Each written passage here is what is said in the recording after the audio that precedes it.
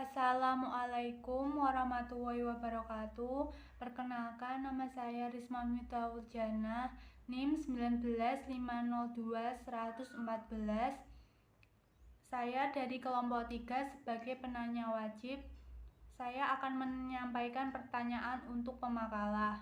Yang pertama, bagaimana menghindari dari makan dari rezeki yang haram? Kedua, bagaimana pendapat Anda jika seseorang memakan ular kobra dengan alasan untuk pengobatan? Selanjutnya, saya akan bertanya untuk Bapak dosen. Yang pertama, Contoh, ada seseorang yang bekerja di rumah seseorang yang berbeda agama dengannya. Apakah gaji yang ia dapat haram atau halal? Terima kasih. Wassalamualaikum warahmatullahi wabarakatuh. Assalamualaikum warahmatullahi wabarakatuh.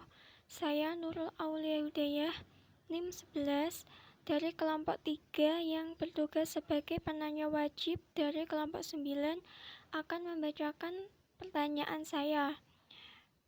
Saya akan membacakan pertanyaan untuk kelompok pemakalah terdahulu. Yang pertama, apakah ada ketentuan-ketentuan khusus dalam memproduksi suatu barang menurut Islam? Jika ada, jelaskan, dan jika tidak ada, mengapa demikian? Yang kedua, seberapa pentingnya produksi dalam ekonomi Islam? Dan selanjutnya saya akan membacakan pertanyaan untuk Bapak dosen. Pertanyaannya, jika ada si A, dia adalah tulang punggung di keluarganya. Tetapi dalam mencari nafkah, ia menghalalkan segala cara.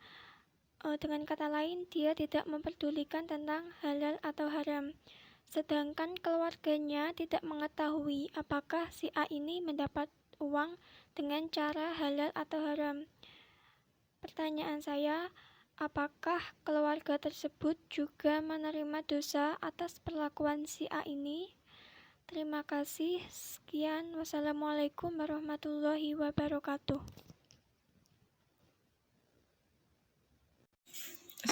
Assalamualaikum warahmatullahi wabarakatuh. Saya Naila Salsabila, NIM 18.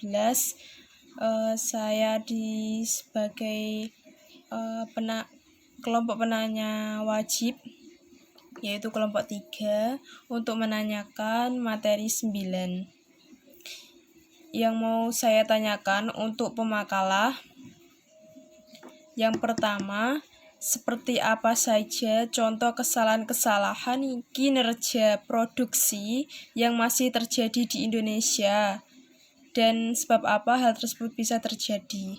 Yang kedua, bagaimana agar produksi dapat mencapai titik maksimal yang diinginkan tanpa menyalahi ketentuan baik secara umum maupun hukum Islam?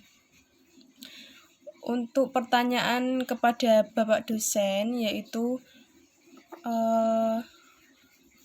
bagaimana konsep sebuah tolak ukur yang baik dan sesuai syariat Islam dalam hal meningkatkan kualitas sumber daya manusia, baik secara spiritual, mental, dan juga fisik. Terima kasih. Wassalamualaikum warahmatullahi wabarakatuh. Assalamualaikum warahmatullahi wabarakatuh. Perkenalkan, nama saya Sasti Latifah Lutfiah, NIM 1950210034 dari kelas A3 MBS. Dan kelompok saya merupakan penanya wajib dari kelompok 9. Di sini saya akan menanyakan untuk para teman-teman di kelompok 9. Yang pertama, di poin E kan sudah dijelaskan bahwa manusia itu harus mencegah kerusakan di muka bumi, termasuk membatasi polusi, memelihara keserasian dan ketersediaan sumber daya alam. Akan tetapi, yang saya tanyakan, tetap ada saja oknum-oknum yang melakukan perusakan alam dan melakukan pencemaran dengan sengaja, bahkan ada juga yang secara terang-terangan.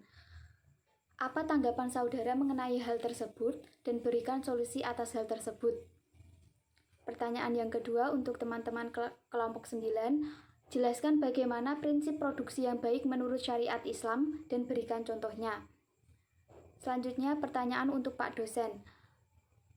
Di poin E juga sudah dijelaskan bahwa tugas manusia di bumi adalah sebagai khalifah Allah untuk memakmurkan bumi dengan ilmu dan amalnya.